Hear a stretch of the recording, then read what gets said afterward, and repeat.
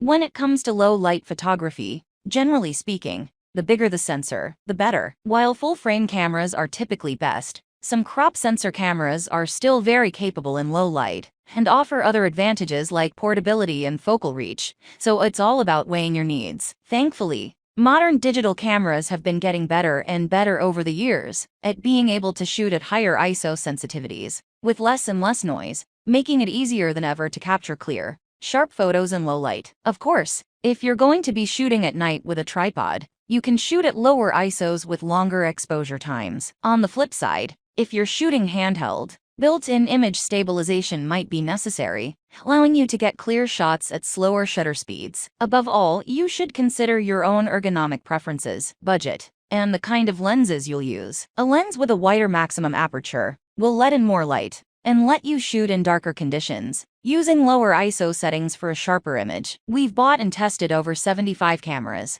and below you'll find our recommendations for the best cameras for low light. If you're looking for more general-purpose recommendations, you can also see our list of the best cameras for photography. If, on the other hand, you're more interested in other kinds of photography, you can take a look at our best wildlife cameras or best cameras for landscape photography. Or maybe you're just looking for the best cameras we've tested, period. In any case, you're sure to find something to suit your needs. Number 1. Canon EOS R6. The Canon EOS R6 is one of the best low-light cameras we've tested. It can handle the toughest lighting conditions, whether you're shooting wildlife at night or at events like weddings where light may be limited. In body image stabilization, IBIS means you can get longer exposures without a tripod when shooting still subjects. However, the camera also performs incredibly well at high ISOs, meaning you can get low-light shots of faster subjects with minimal noise. Top it off with an excellent autofocus system that can detect and track subjects, even in very low light, down to -6.5 eV, according to Canon, and you've got a very versatile low-light camera. Canon also has plenty of high-quality lenses available that can open to a very wide aperture. Ultimately, you get what you pay for with this camera. It's super well-built, with a weather-sealed magnesium alloy body that can put up with a ton of use, along with plenty of command dials and well-laid-out controls for an easy breezy shooting experience. Number 2. Nikon Z6II. If you're looking for something a little bit cheaper than the Canon EOS R6, and you can do without some of the more advanced video features on that camera, then the Nikon Z6II is a fantastic choice for low-light photography. This enthusiast model has a 24.5 megapixel sensor with amazing noise handling in low-light scenarios. Like the R6, it has IBIS to help you slow down your shutter speed when there's less available light. It also has excellent ergonomics, with well-laid-out controls and an intuitive user interface with plenty of customization options that make it easy to shoot with. That said, its autofocus system isn't quite as reliable as the Canon's and is a little slower to focus in dimmer lighting, but overall, it's still very effective. There are some excellent lenses out there for Nikon Z system, and you always have the option to use adapted f-mount DSLR lenses as well. Number 3. Fujifilm XS10. If you don't want to spend quite as much, going with an APS-C model like the Fujifilm XS10 can be a great way to save money. The XS10 is one of the best all-around APS-C cameras we've tested. The big advantage it has over competitors like the Nikon Z50 is its built-in image stabilization, which can help when shooting at slower shutter speeds. On top of that, the JPEGs that come out of this camera are fantastic. Noise handling is also great across the board for a crop sensor camera. Another reason to go with this camera is the excellent quality of Fuji lenses. There are plenty of wide aperture options if you're willing to spend a little more, but even the kit lens options are great. All in all, there's a lot to love about the XS10, and it's a blast to shoot with, making it one of the best low-light mirrorless cameras with an APS-C sensor. Number 4. Olympus DEM10 Mark IV. While a camera with a bigger sensor will make it easier to shoot in low light, don't count out micro four thirds options entirely,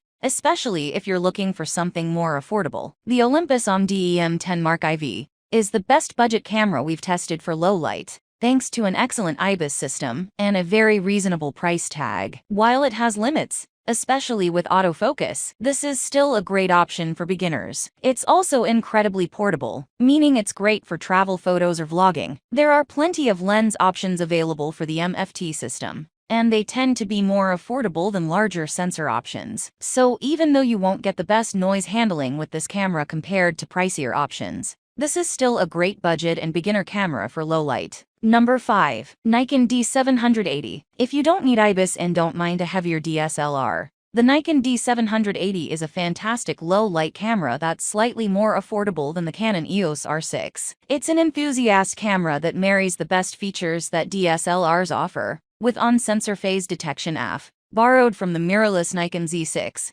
giving it a ton of versatility. Beyond that, its backside illuminated sensor performs remarkably well in low light, producing photos with very minimal noise at high ISO levels. It's less portable than a mirrorless model like the R6, but on the upside, you get much longer battery life, plus an entire stable of Nikon DSLR lenses to choose from. It's built like a tank and weather-sealed, so it can put up with extensive use and withstand some of the elements. All in all, it's a fantastic camera for low-light photography, if you're shooting faster subjects, and don't need built-in sensor stabilization. Number 6. Panasonic Lumix GH5s. If you're more interested in video than photography, the Panasonic Lumix GH5s is a great option. This Micro Four Thirds camera is designed specifically for low-light video work, taking the best video features from the Panasonic Lumix GH5, the predecessor to the Panasonic Lumix GH5 II we've tested, and adding in a lower resolution sensor optimized for low light. This camera is a videography powerhouse,